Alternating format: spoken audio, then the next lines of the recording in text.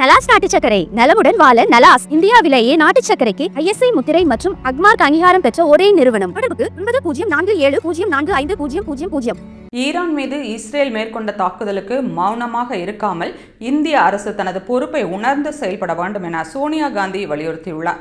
இதுகுறித்து அவர் தெரிவிக்கையில், இப்போது ஈரானில் நடக்கும் தாக்குதல் இந்திய அரசின் மௌன நிலையை கேள்விக்குள்ளாக்குகிறது என கூறினார். இது நமது மதிப்புகளையும் நீண்ட கால நியாய நிலைப்பாட்டையும் புறக்கணிப்பது ஆகும் என்றும் குற்றம் சாட்டியுள்ளார்.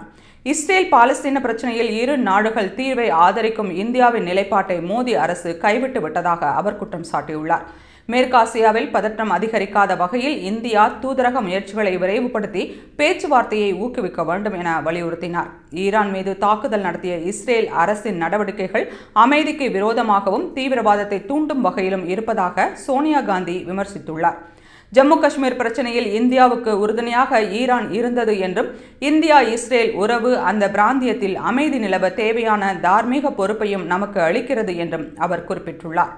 இஸ்ரேல், பாலஸ்தீனம், ஈரான் ஆகிய 3 நாடுகளுடன் இந்தியா நல்ல உறவை பேணி வருகிறது என்பதையும், இந்த போரில் இந்தியா தலையிட்டால் அந்த சுமூக உறவு பாதிக்கப்படும் என்பதையும் சோனியா காந்தி கவனத்தில் கொள்ளவில்லை.